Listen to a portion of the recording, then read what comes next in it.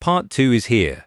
If you missed Part 1, it's on the channel or linked in the description below.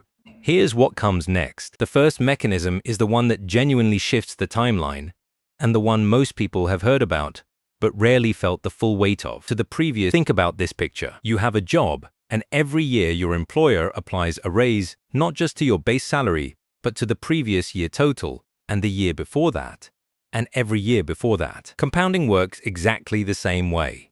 After year 1, the growth applies to $1,000. After year 2, to $1,070.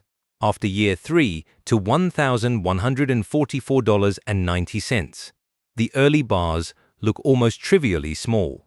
The late bars are the entire story. By year 40, the annual growth on a $1,000 starting investment at 7% is not $70. It is over $1,000 per year, more than the entire original investment, arriving every single year, generated purely by growth that was allowed to accumulate without interruption. The mechanism is not the rate. The rate matters, but it is not the primary variable. The primary variable is time without interruption. And the single behavior that most quietly dismantles this mechanism, the thing most people do that they never connect to the outcome, is what I want to show you next. If you have made it this far, the next section is where the variable most people get wrong becomes impossible to ignore.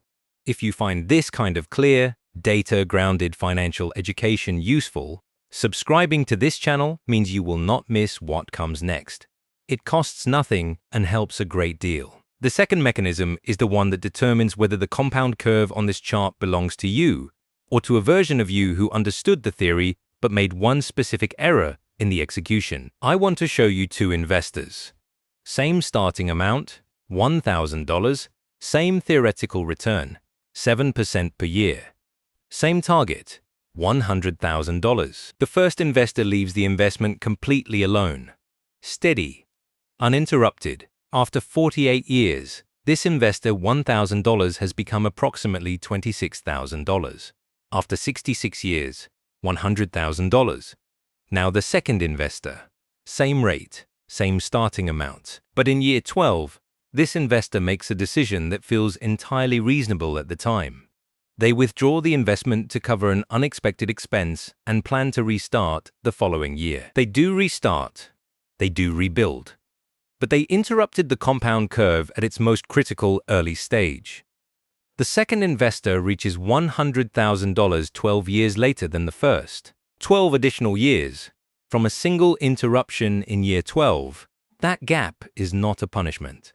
It is simply the mathematics of compounding, which cannot distinguish between a good reason to interrupt and a bad one. Here are the real numbers, not the extreme version, not the best-case version, but the historically grounded picture of what this journey actually looks like. On the left, $1,000 invested at 7%, never touched, over 40 years. On the right, $1,000 as the starting point, with a monthly addition of $100, a figure most working adults can find somewhere in a monthly budget, also at 7%, over 40 years. Left side, after 40 years, $14,974.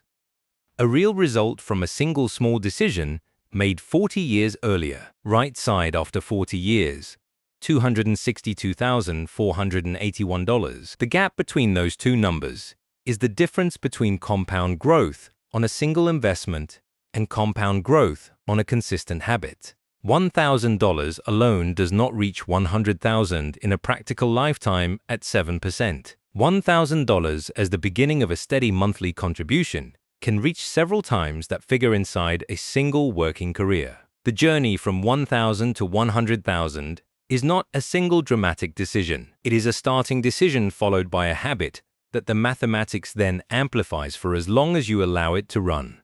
Here are the three things I now understand about this journey that I did not understand clearly before running these numbers.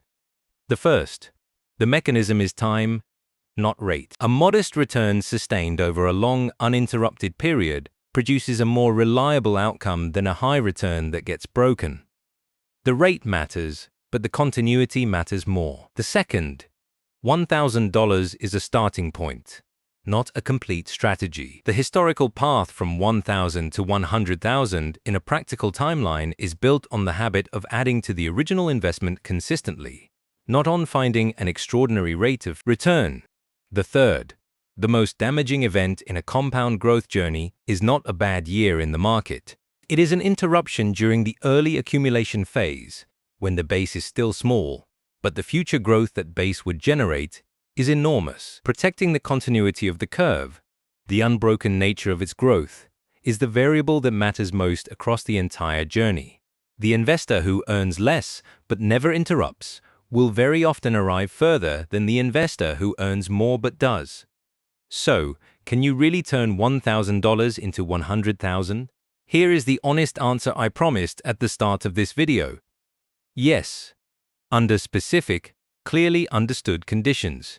The mathematics is not mysterious, and the path is not reserved for people with special advantages, but it requires something most people underestimate.